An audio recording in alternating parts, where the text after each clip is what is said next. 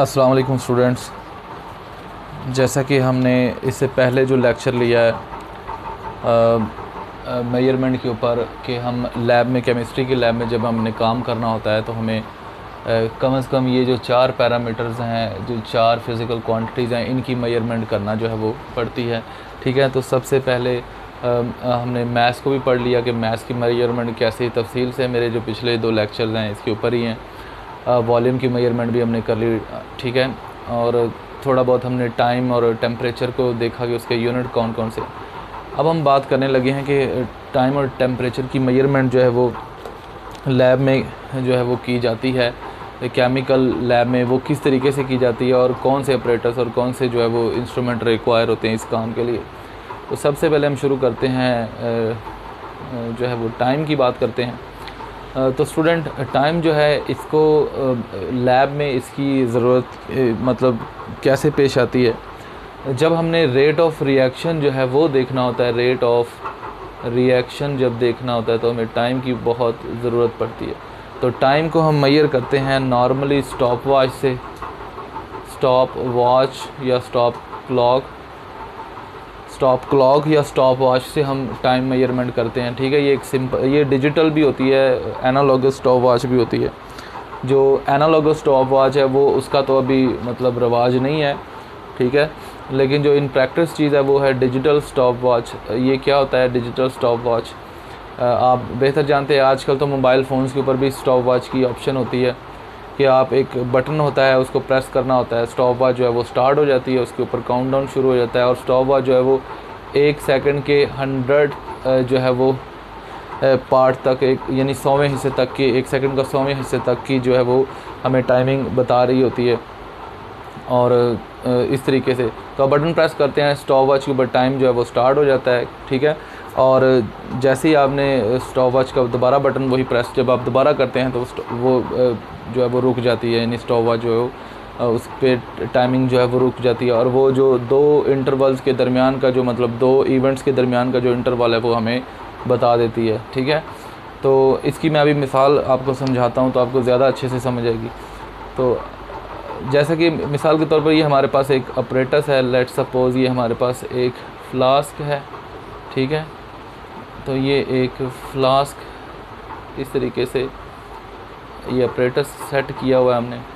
ठीक है, तो इस फ्लास्क इस अपरेटस को हमने एक फ़िज़िकल बैलेंस के ऊपर, जो डिजिटल बैलेंस नहीं आजकल जो होते, उसके ऊपर हमने इस सारे अपरेटस को ऐसे रखा हुआ है। ठीक है, तो ये डिजिटल बैलेंस की फ़र्ज़ करें स्क्रीन है, इसके ऊपर ये इसका पूरे ऑपरेटर्स का जो है वो फ़र्ज़ करें ये वेट आ रहा है 14.2 यानी 14.2 ग्राम वज़न आ रहा है।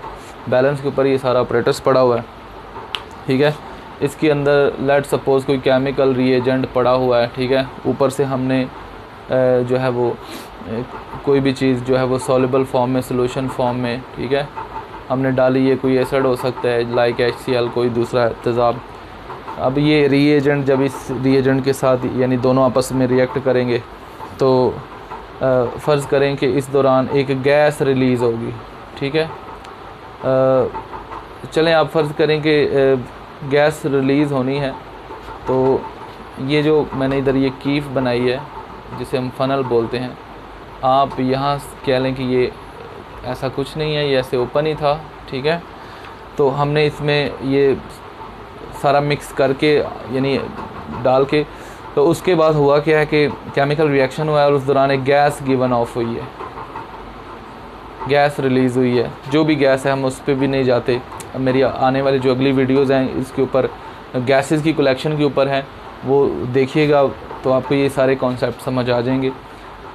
अभी हम बात सिर्फ ये करें कि जब गैस निकलेगी तो कुछ ना कुछ यहाँ इसके वज़न पे कोई इफ़ेक्ट आएगा, यानी जो 14.2 ग्राम है, हो सकता है कि ये वज़न जो है वो कम हो जाए।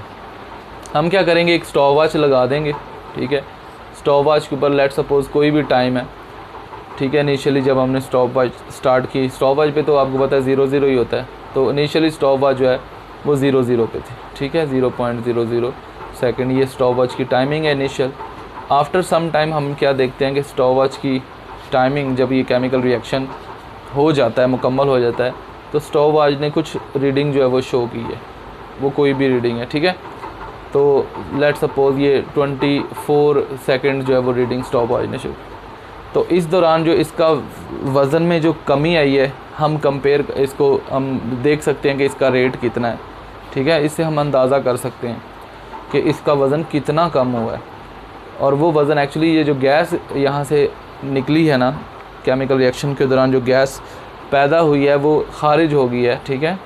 और उस गैस की का कुछ ना कुछ मतलब मैस होगा, और जितना वो मैस निकला है वो यहाँ पर रीडिंग शो हो जाएगी, उतना कम होगा। तो हम देखेंगे कि इस केमिकल रिएक्शन को पूरा होने के लिए इतना टाइम लगा है, ठीक है, ये स्टॉप वॉच हमें बताएगी। और इस टाइम को हम इसके जो मैस कम हुआ है ना उस पर डिवाइड करके हम देख लेंगे कि केमिकल रिएक्शन में जो है वो कितनी तेज़ी से रेट जो है वो बढ़ा है। तो इस लिहाज से जो है टाइम बहुत इम्पोर्टेंट है। इसी तरीके से एक और एक्सपेरिमेंट है, उसमें आप क्या करते हैं कि आप जो है वो एक इस तरीके से एक बीकर लेते हैं।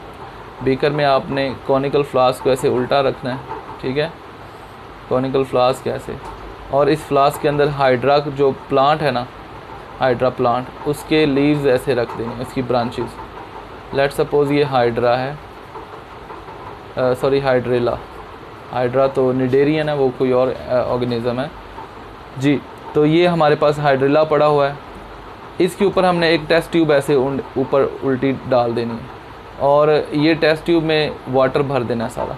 होगा क्या, जब सनलाइट पड़ेगी इस हाइड्रा के ऊपर, सनलाइट, तो हाइड्रा जो है इसमें फ़ोटोसिंथेसिस होगी।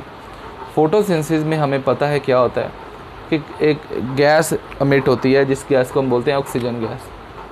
ये ब्लू सर्कल जो ऑक्सीजन गैस के, ये यहाँ से अमिट होगी और ये इस तरह टेस्ट ट्यूब के एंड तक जाएगी।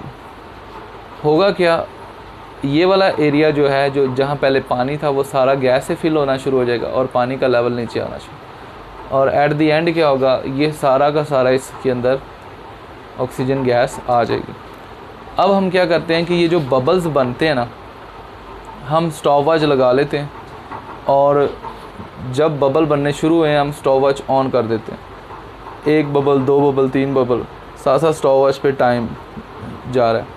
फ़र्ज़ करें 60 सेकंड में हमने ऑब्ज़र्व किया कि 20 बबल्स बने हैं, यानी नंबर ऑफ़ बबल्स कितने हैं, बबल्स हैं हमारे पास 20, और टाइम कितना लगा है 60 सेकंड।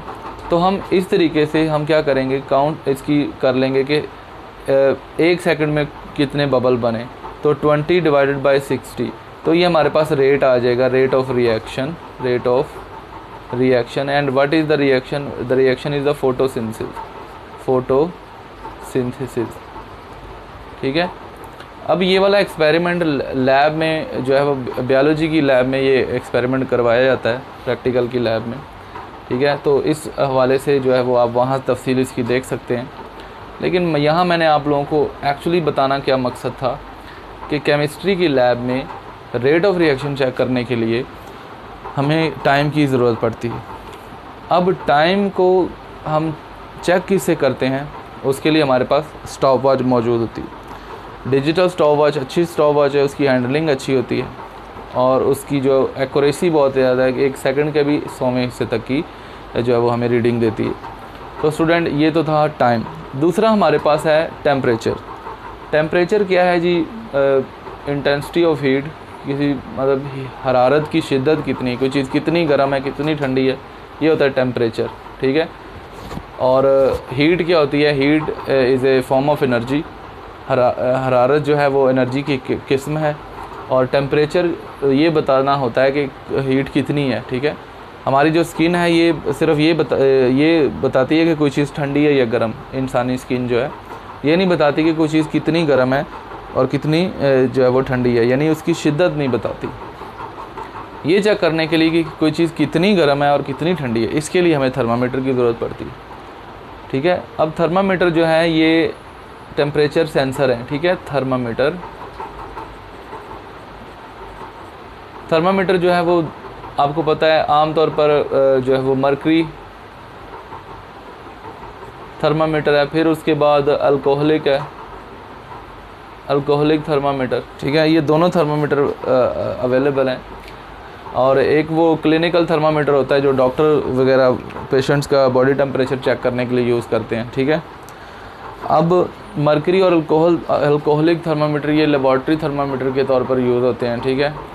लेकिन जो मरकरी थर्मामीटर इसको यूज़ नहीं किया जाता, अब इसको ना अवॉइड किया जाता है। क्यों? इसमें मरकरी होता है और मरकरी क्या है, एक हैवी मेटल है।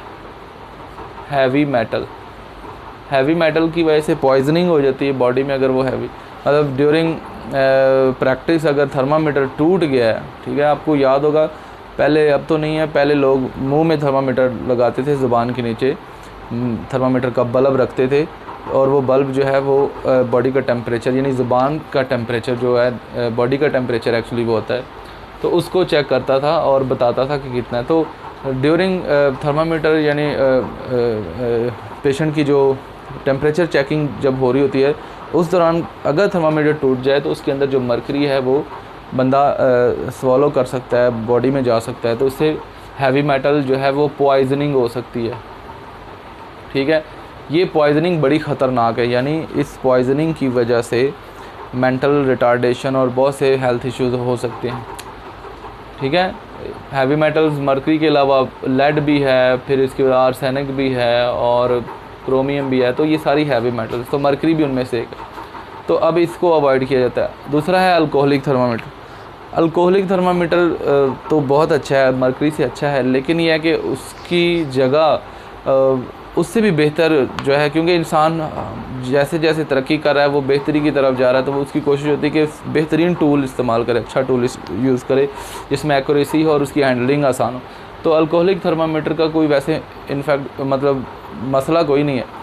बस अल्कोहलिक थर्मामीटर का ये है कि ये मैनुअल थर्मामीटर है, इसकी रीडिंग बड़े देखनी पड़ती है और उसमें थोड़ा बहुत जो है वो प्लस माइनस कह लें कोई फ़र्क आ सकता है, बहुत माइनर सा। इससे ज़्यादा बेहतर है डिजिटल थर्मामीटर। आजकल ज़्यादातर फोकस जो है वो डिजिटल थर्मामीटर का है। उसमें क्या होता है कि एक बैटरी सेल होता है और वो उससे वो एक स्क्रीन लगी होती है, जैसे ये मैंने बैलेंस में बताई, तो वो रीडिंग बताती है बॉडी के टेम्परेचर की और वो तकरीबन एग्जैक्ट होती है। तो स्टूडेंट ये तो तरीका है टेम्परेचर चेक करने का। टेम्परेचर क्यों केमिस्ट्री के लैब में इसको चेक करना बहुत ज़रूरी है, क्योंकि बहुत से केमिकल रिएक्शंस के लिए हमें एक आइडियल कंडीशन या कह लें एक बहुत ही प्रीसाइज टेम्परेचर रखना होता है, ठीक है। तो अगर उस टेम्परेचर से हम ऊपर नीचे हों, तो जैसे कि एंजाइम है, enzyme they work at a very definite temperature and pH. अगर उस टेम्परेचर और पीएच में थोड़ी सी भी तब्दीली हो तो केमिकल रिएक्शन के रेट पर इफ़ेक्ट होता है, एंजाइम की एक्टिविटी पर इफ़ेक्ट होता है। तो इस तरीके से ये दोनों। तो स्टूडेंट ये तो था हमारा जो है वो टॉपिक मेजरमेंट, और आखिर में जो टाइम एंड टेम्परेचर की मेजरमेंट कैसे होती है, किन अप्रेटिसेस से होती है, तो ये सारा। तो मैं उम्मीद करता हूँ स्टूडेंट्स आपको ये भी टॉपिक अच्छे से समझ आया होगा। अपनी राय का इजहार कमेंट करके ज़रूर कीजिए। अल्लाह हाफ़िज़।